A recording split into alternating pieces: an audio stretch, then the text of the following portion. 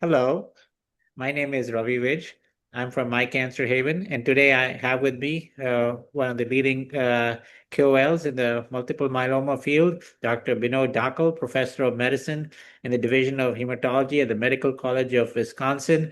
And today, in the Conversation with Cancer Experts series, the topic of discussion is something that is starting to have a lot of chatter. It is in vivo CAR Ts. Are these the wave of the future? Welcome, Binod. Thank you so much, Rabi. Thank you for having me again.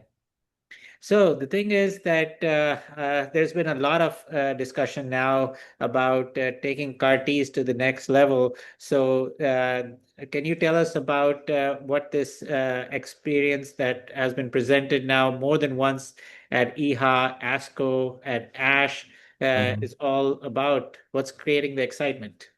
Yeah, I mean, we have CAR-T is quite exciting in myeloma, and we have already know that it is already approved in the second line, with showing very high responses, PFS and OS advantage compared to standard of care. But the autologous CAR-T has its own challenges, including the manufacturing, apheresis, logistical challenges of lymphodepletion, some potential long-term side effects from that.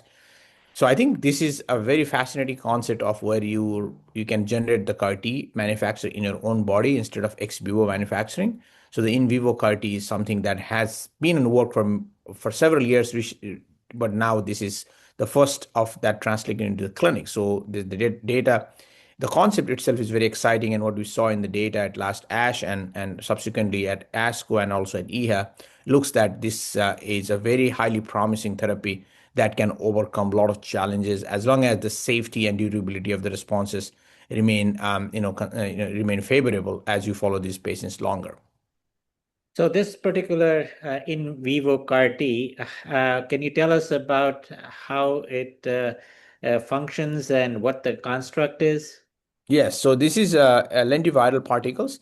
There are different ways you can generate the in vivo CAR T. You can generate in lentiviral particle, which is the standard lentiviral vector that we use in the CAR T, versus you can use the mRNA-based, lipid nanoparticle, and there are multiple other ways. But this particular Kelonia product is based on the in vivo gene delivery using lentiviral particles. Here you can see in the cartoon that vector is inserted into this capsule, or this particle, where you have this fusogen from VSVG that is mutated